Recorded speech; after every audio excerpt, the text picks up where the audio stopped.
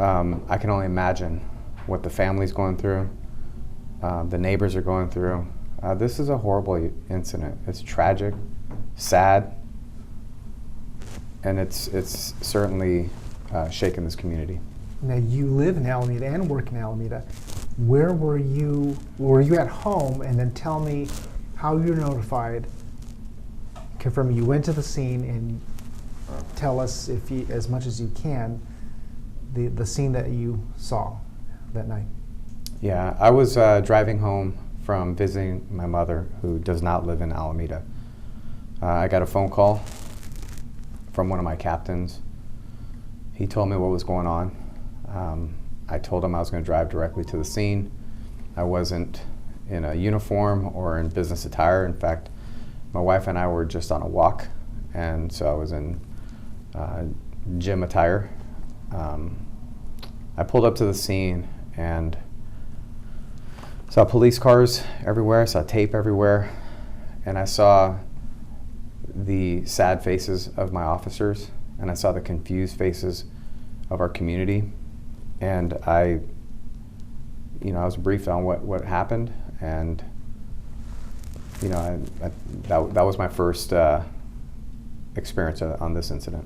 So right now we have a man, Shane Killian, stands accused of killing his wife, his in-laws, and both his sons, 6-year-old William and 14-month-old Wesley. Your thoughts about, you have older victims and very young victims. I mean, this is not your average case. Every homicide is hard enough, but tell me how this is magnified with all these killings. This is shocking. I've been a police officer for 26 years. I've seen a lot in my career. This is for sure, if not the most shocking, one of the most shocking incidents that I've ever experienced. We're talking about a mother who was murdered, a grandfather who was murdered, a grandmother who was murdered, a 6-year-old child who was murdered, and a 1-year-old baby who was murdered. They were all murdered in their home, a place where they should be safe. I'm bothered by this. I'm saddened by this. You're a father yourself. Definitely hits home. I am a father. You know, when I got the details that Wesley was fighting, I was hopeful. I was pulling for him. Our police department was pulling for him. Our community was pulling for him. I met with the officer who found him and immediately began rescue efforts on him. I saw the look in his eyes of hoping that Wesley was going to make it. I met the firefighters who continued rescue efforts, the Alameda firefighters. Our first responders were courageous, committed, but they're hurt. And yeah, I mean, this just hits so many areas. I'm a resident of this community. I'm a father. This one hurts. Can you, I know this is an ongoing investigation, but can you indicate where in the home they were attacked and shot? Were they in different locations? Were they all in one general area? Do you know who may have been targeted first? If anyone was sleeping or perhaps drugged, anything of that nature? So it is an ongoing investigation. I can tell you that we're fairly confident that this all happened inside the home, inside the safety of their home, or at least they should have felt safe in their own home. Can you say what parts of the home, different parts of the home, and any sequence? Were the children targeted first or all at the same time? The in-laws, the wife, any sequence that you can talk about? Unfortunately, I can't. I'm sorry. What led up to this? Any idea of a motive? We're still investigating that.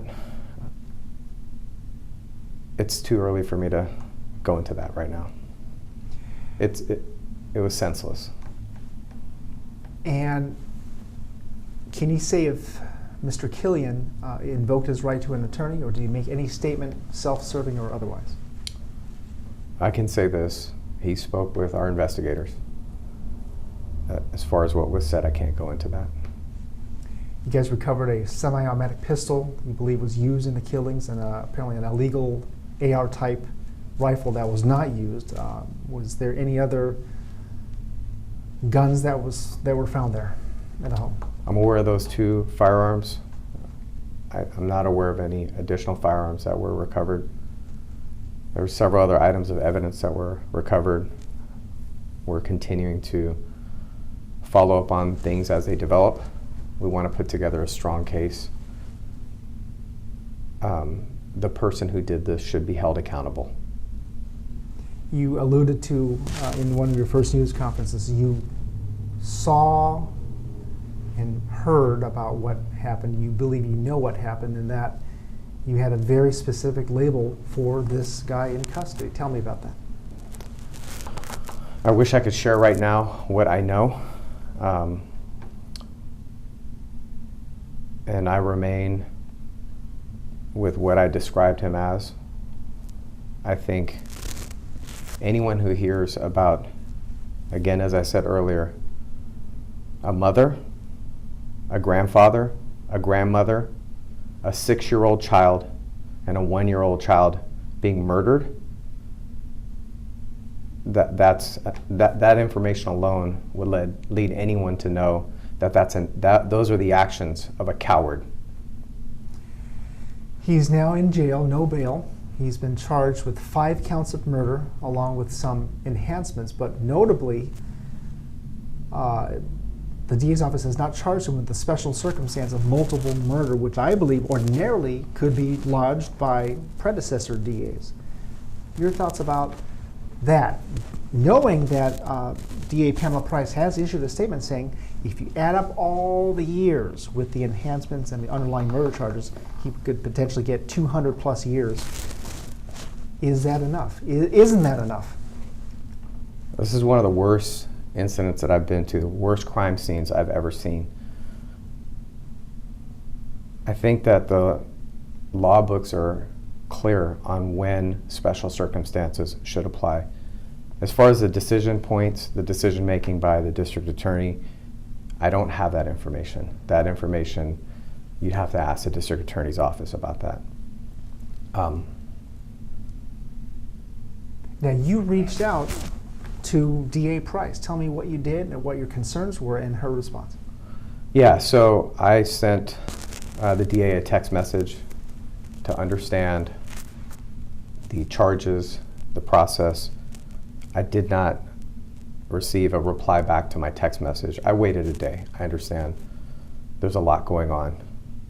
I didn't get a call back. So after waiting a day, I called. I received a reply back in text, something along the lines of, I'll call you back. I still haven't received that call. I'll continue to wait for that call. But are you agreeably confirming you would have preferred a special circumstance lodged? Tell me why that might be the case. I think the special so you talked about the possibility of a certain number of years. I think those are the words that you use, possibility or potential for over 100 or whatever years.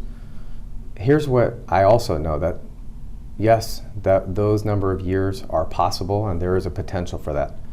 Without the special circumstances, it's also possible, and there's also a potential that this person could have the possibility of getting out on parole. I don't understand that. What are we doing? Why is this not a special circumstances case? Yes, that does cross my mind. I don't know what else would make a special circumstance case. We will never know what this family went through as they were going through it. What I do know is that a 1-year-old baby suffered for several days, went through numerous surgeries, and fought and fought and fought and couldn't fight anymore. This is, I think, impacts and outcomes matter. I think that we have 5 victims of a horrific crime. They were murdered. We have a community that's been rocked. We have first responders that have been traumatized by this. I think that, to me, is definitely out of the ordinary and should receive special circumstances. And what do you think about Price's philosophy, where she tends not to add on any extra enhancements, or I want to say that she has lodged enhancements, but not the ones that we've seen in the past. She has a different bent on the criminal justice system. Some people agree with that, some people don't.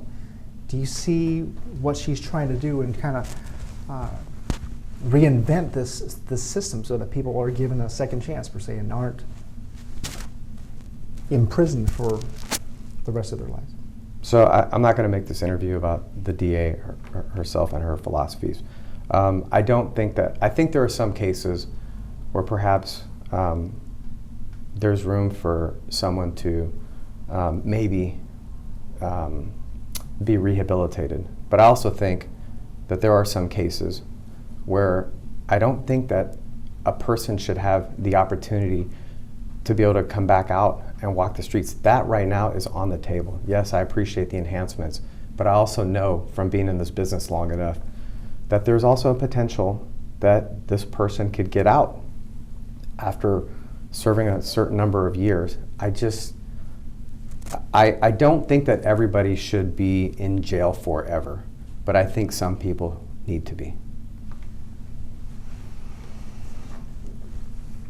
Can you say if Mr. Killian had left any writings, either on notepads or emails, phone messages, that talk about his state of mind about why he would do something like this, allegedly? I don't have that information. And talk to me about how your officers, and you mentioned one was trying to give Wesley, first aid, CPR, right, I would imagine. How are your officers doing? What kind of counseling services are being offered? And you guys are human beings too. Talk about that. Yeah, I'm really proud of the Alameda Police Department. I'm really proud of my officers. I'm proud of this profession. I'm proud of every police officer that goes out there and puts it on the line every single day. What my officers did out there, they didn't know what they were walking into. They didn't think twice. They went in. I watched their body-worn cameras. They were courageous. They were professionals. They were doing their best to help people. So my hat's off to the Alameda Police Department and my officers. I'm extremely proud of them. I'm also proud of the Alameda Fire Department. We have a good working relationship with the fire department. Now, I am proud of what they did. I think that they stepped up. They stepped up to the call of duty, but they're hurting. I know that. I've talked to each one of them. I came out that night. My entire command staff came out that night, and I looked them in their eyes, and I could see the pain, I could see the confusion, I could see the hurt. And my staff and I, this entire department, we're gonna work through this together as a team. But we have to acknowledge and recognize that police officers, while they may not be the immediate victims of trauma, they're affected by it vicariously. And so I'm going to pay attention to my officers. I'm going to continue to check in with them. I'm going to keep sending them the individual text messages.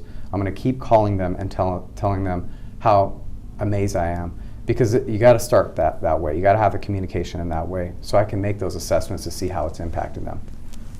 And I'm comfortable, and I'm going to be vulnerable enough to say that I'm impacted by this. Although I wasn't on the scene while they were encountering this horrific crime scene, I saw what they went through, and I'm bothered by this. So we're gonna band together. We're gonna get through this. The city's leadership here, our city manager, our elected officials, are extremely supportive of this police department. And so I have full confidence that we will get through this, but this is going to be a long road. And equally as important is the family. I've been meeting with the family regularly. I've looked into their eyes and I see the pain, confusion, sorrow that they're experiencing. And yeah, we need to pay attention to them. I also know that the neighbors, the surrounding community, I think all of Alameda, we have to stick together. We have to work through this as a community. And so those are my thoughts. If you could tell us as tactfully as you can, what did you see and hear through the body cam video? Do you hear cries for help? I can't even tell you if, tell me which victims were still, tell me, let's start over. I know that the father-in-law, the grandpa, gave a dying declaration identifying Mr. Killian. Can you tell me about whether you saw that, what you heard, the sounds you heard, the visual impact that you can talk about? Yeah, I can. I saw pain. I saw fear. I heard sounds that told me that there was pain, fear, and concern. And I'm just going to leave it at that. What's next for the police department? People might assume, well, the suspect's in custody, game over. This case is still being investigated by you guys, and the DA talk about how just because he's in jail doesn't mean it's over. Yeah, so there's a process here. So I'll talk about there's several processes that are at play here. The community's going to need to heal. That's a long road. As far as this person being held accountable, there are several steps that are coming forward. It's going to be a long road, and yes, the police department has made an arrest. The police department is going to continue to investigate, provide whatever evidence that would support this case, and we're going to be hopeful that the outcome is what it should be. I will keep the family informed. I will keep them updated. They have my cell phone, and we're gonna progress through this together. All right. Anything else you want to add? I think in closing, thank you for coming out. Thank you for reaching out and asking to do this interview. Again, this is about the victims. This is not about anything other than justice for the victims. That's all I care about. This is not about anything other than that. I want to continue to have collaborative working relationships with all stakeholders. And although I don't understand certain decision points, I would like to understand those decision points. But I will continue to be, myself and my agency will continue to be the professionals that we are. Now, how concerned, or are you concerned? How concerned are you that there may not be the justice that you and or the victims or the community want? I'll just be frank. I understand your underlying question.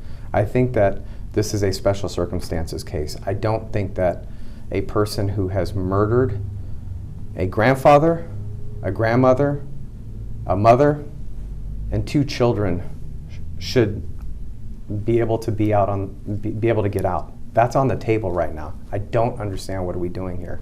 I need that understanding, and I don't have that. So I think